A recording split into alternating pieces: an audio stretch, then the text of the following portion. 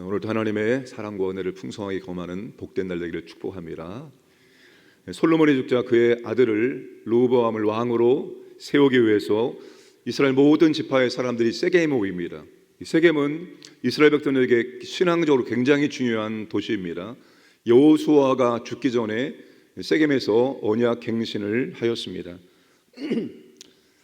이스라엘 모든 지파가 세겜에 모인 이유는 단순히 르호보암을 왕으로 세우기 위함이 아닙니다. 솔로몬이 죽자 이미 내부적으로는 이스라엘은 분열이 시작이 되었습니다. 북쪽의 10개의 지파가 애굽으로 피신한 여로보암을 대표자로 내세워서 솔로몬 시대의 어려움을 개선하고자 요구하는 것입니다. 일종의 협상을 하는 것입니다. 솔로몬 시대 북쪽의 10개 지파들은 남쪽에 위치한 중앙 정부를 지원해주는 형태를 취했습니다.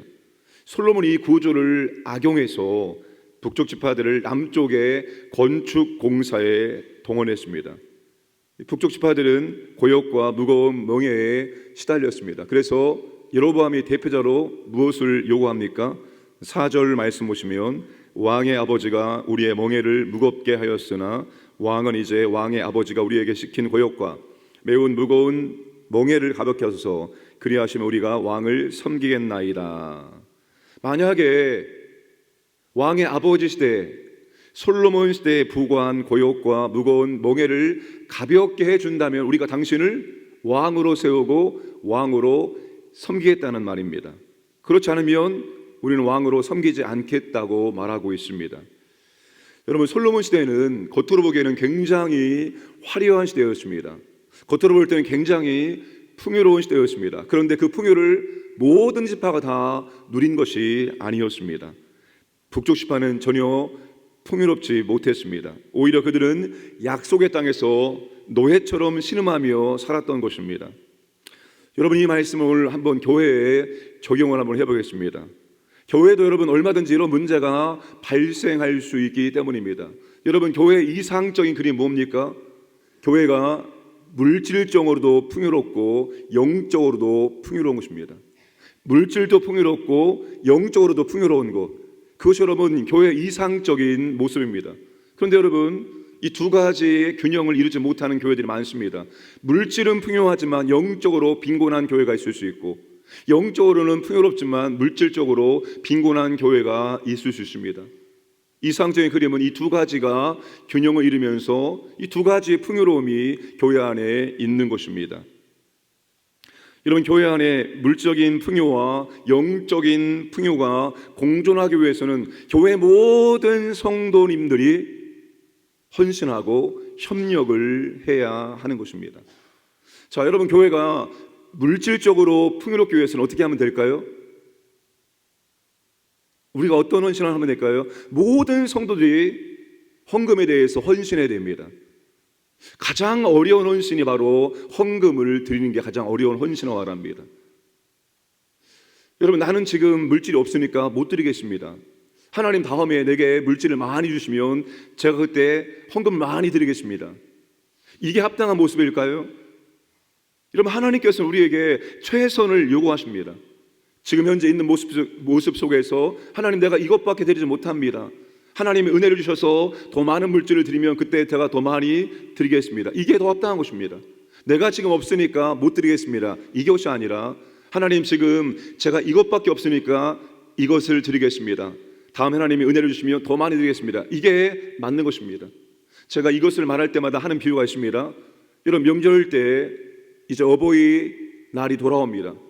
자녀들이 이제 부모님께 와서 용돈을 드리고 선물을 드리고 또 식사하죠.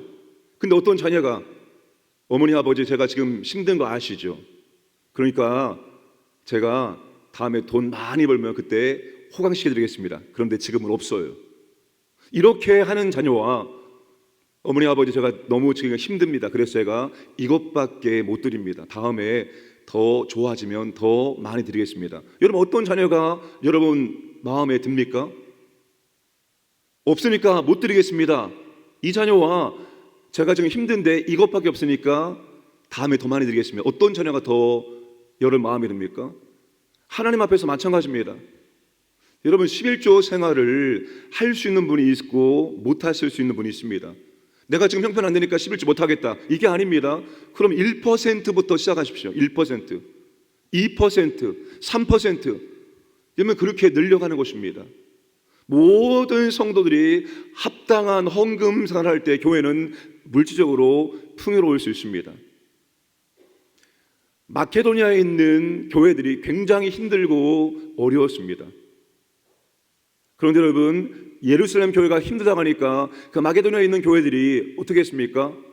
부족한 가운데 넘치도록 연보합니다. 헌금합니다. 그러니까 여러분, 헌금은 물질의 유무가 아닙니다. 물질이 많고 적음이 아닙니다. 하나님의 은혜에 대한 감사와 믿음이 있을 때, 사랑이 있을 때 헌금을 드릴 수가 있습니다. 그렇지 않으면 헌금 생활은 물질이 많다고 해서 헌금 생활을 잘할 수 있는 것이 아닙니다.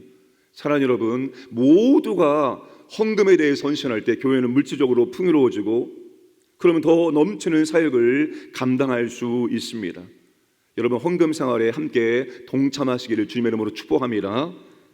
자, 영적인 풍요가 있기 위해서는 모두가 함께 사역의 짐을 나누어서 들어야 됩니다. 솔로몬 시대에 힘들고 어려운 것은 북쪽 지파만 감당했습니다. 남쪽 지파는 그냥 누린 거예요. 힘든 일을 하지 않고 그저 누리기만 했습니다. 교회도 모든 사역을 모든 성도들이 나누어서 감당을 해야 되는 것입니다. 근데 아시겠지만 하는 사람만 합니다.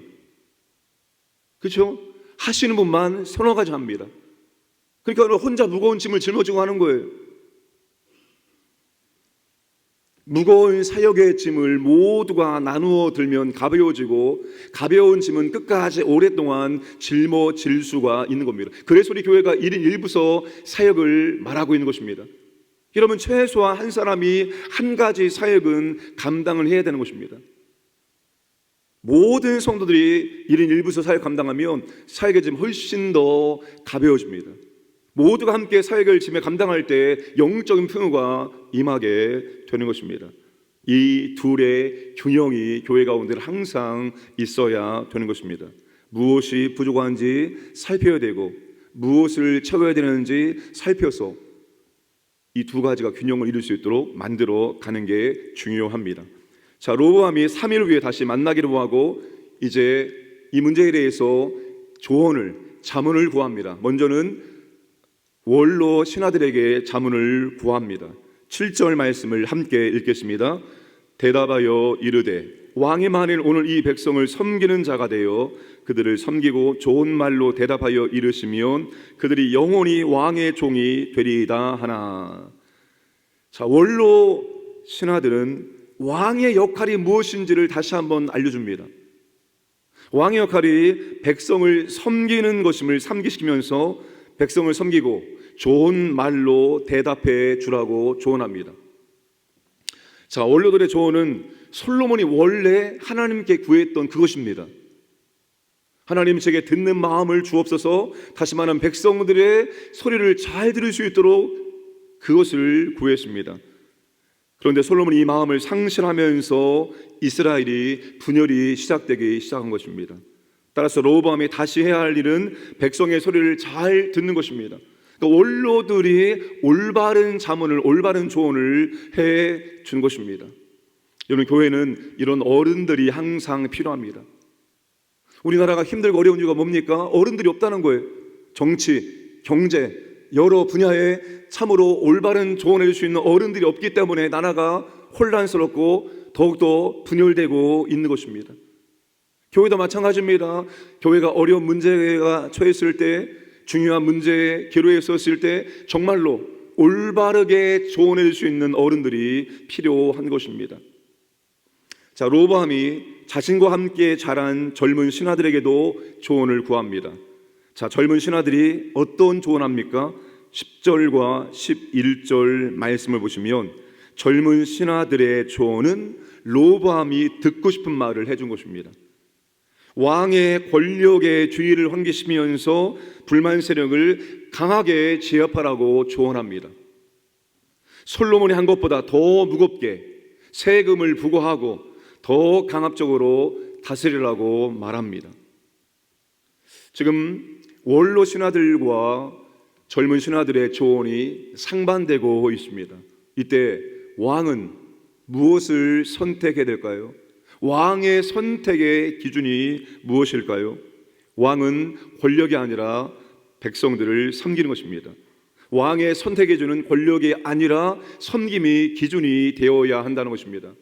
여러분, 하나님 나라의 왕이셨던 예수님께서 하나님 나라의 통치의 기준이 무엇인지를 분명하게 말씀을 해 주셨습니다. 마가복음 10장 45절 말씀, 인자가 온 것은 섬김을 받으려 함이 아니라 도리어 섬기려 하고 자기 목숨을 많은 사람의 대속물로 주려 함이니라. 하나님 나라의 통치 원리가 무엇입니까? 섬김이라고 말합니다. 왕은 권력이 아니라 왕은 섬김이 선택의 기준이 되어야 한다는 것입니다. 만약에 왕이 섬김이 아니라 왕의 권력과 이익을 선택의 기준으로 삼면 은혜의 공동체는 노예 공동체로 전락할 수 있다입니다. 여러분, 섬김이 하나님 나라의 통치 원리이며 기준입니다. 잘 섬겨주는 것입니다. 잘 섬겨줌으로 신앙생활을 잘할 수 있도록 도와주는 것입니다. 잘 섬겨줌으로 믿음이 성장할 수 있도록 도와주는 것입니다. 잘 섬겨줌으로 하나님의 은혜를 많이 경험할 수 있도록 도와주는 것이 바로 섬김입니다. 나보다 저 사람이 신앙적으로 성공할 수 있도록 이끌어주고 도와주는 것이 바로 섬김입니다. 여러분, 하나님 나라의 공동체, 교회는 섬김이 기준이 되어야 되는 것입니다. 제가 주일날 사역을 다 마치고 우리 요셉과 다니엘 청년들, 임원들, 또 사역자들, 또 간담회를 가졌습니다. 너희들이 무엇이 어렵느냐? 그들의 입장을 들어보았습니다. 들어보니까 공감이 되어지고, 아, 그렇구나, 교회가 너희들에게 이런 부분들은 도와주는 것이 맞겠구나 하는 생각을 했습니다. 그리고 제 입장도 설명해 주었습니다. 우리가 어떻게 가야 되는지, 우리의 목적이 무엇인지, 어떤 방향으로 가야 되는지, 그래서 우리가 무엇을 함께 해야 되는지 제 입장도 설명해 주었습니다. 제 입장을 설명해 주니까 그들도 이해가 된다라고 공감을 했습니다. 여러분, 교회라는 것은, 교회가 문제가 발생하는 이유는 무엇인가 하면 우리가 다 알고 있는 것이지만 소통의 부재입니다. 서로의 입장을 말하지 않고 서로의 입장만 주장하면 교회는 반드시 문제가 생기게 되어 있습니다. 이것은 인간관계에서 다 그렇습니다. 부부관계도 마찬가지입니다. 소통의 부재가 부부의 문제를 만들어냅니다. 서로의 입장을 이해하게 하면 이해할 수 있고, 아, 이 부분은 도와줘야 될 부분이고, 이 부분은 우리가 함께 협력할 부분이고, 이런 것들이 나오게 되어 있습니다. 사랑하는 여러분, 교회는 언제나 함께 가는 공동체가 되어야 됩니다. 그러기 위해서는 서로 소통해야 되고, 그리고 서로 섬김이 기준이 되어야 됩니다. 그렇게 섬길 때 풍요가 교회 가운데 임하게 되어집니다. 사랑하는 여러분, 우리가 함께 헌신하고 함께 협력하고 함께 섬김을 통해서 우리 교회 가운데 물질의 풍요와 영적인 풍요가 충만하기를 주님의 이름으로 축복합니다.